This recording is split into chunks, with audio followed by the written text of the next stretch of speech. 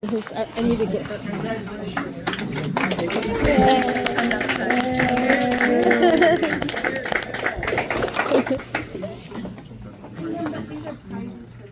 Oh, good.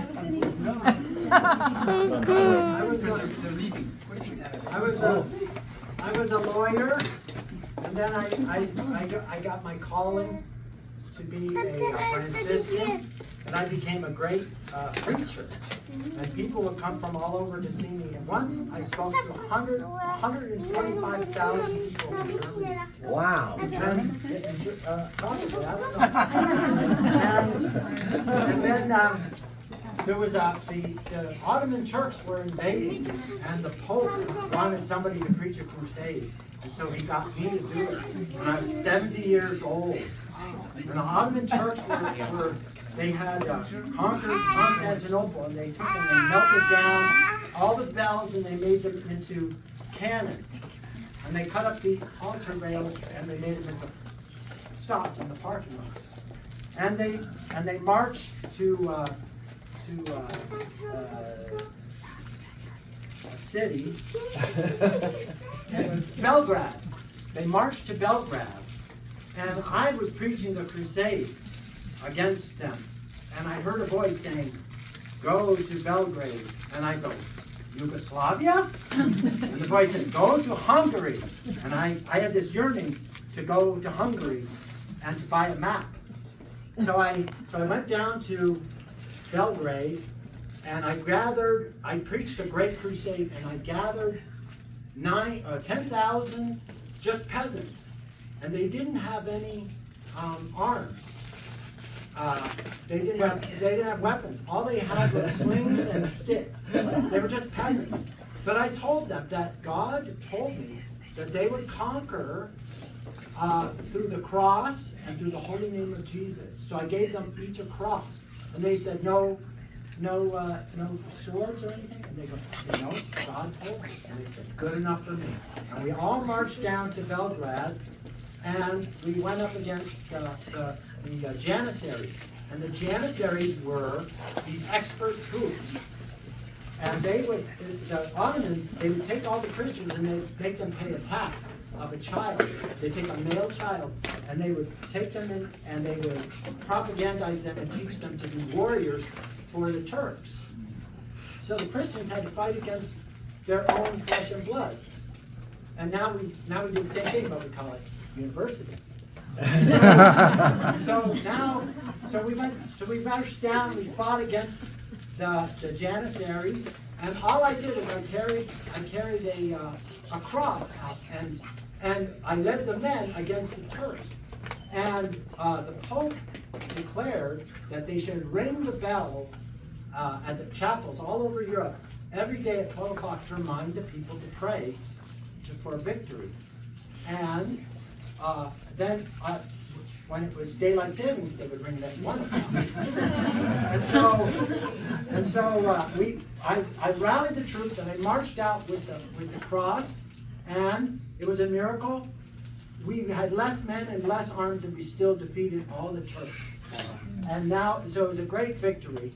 And now I am remembered, and I have my own mission, and it's a great mission. And every year on St. Joseph's feast day, the swallows come back. Oh. St. Juan Capistrano.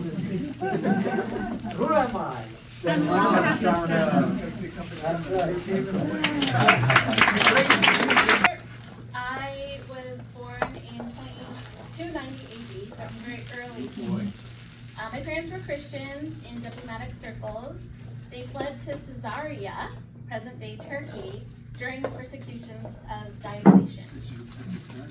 Yeah, my parents, yeah. But when I was there, I was determined to give myself to God.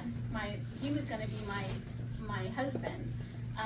So I was just spent all my time taking care of the poor and also binding up their wounds and doing whatever I could. But some young pagan was interested in me, and he wanted to marry me.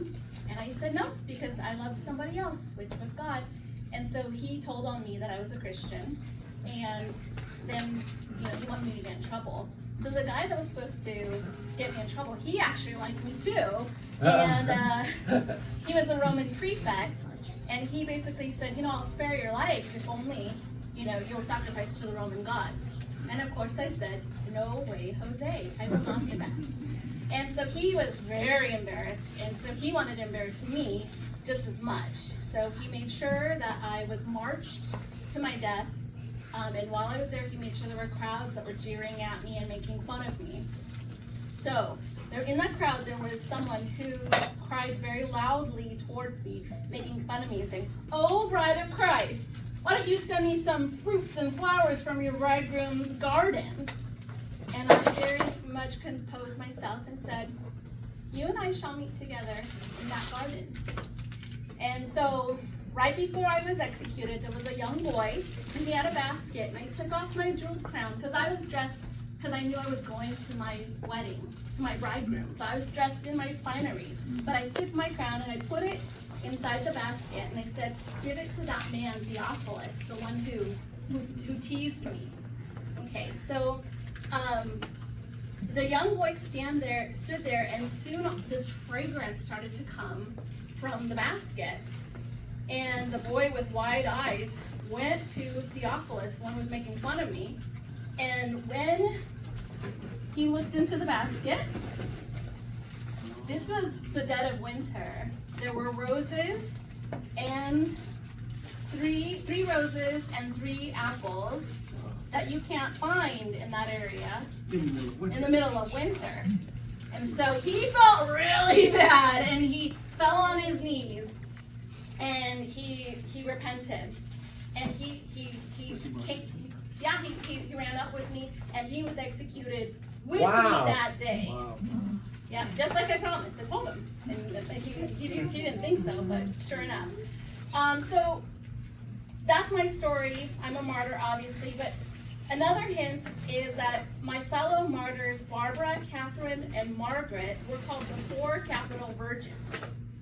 Many artists like to depict us walking in the garden, playing with the Christ child, and gardeners are the ones that are the mainly the patron saint of. Who am I?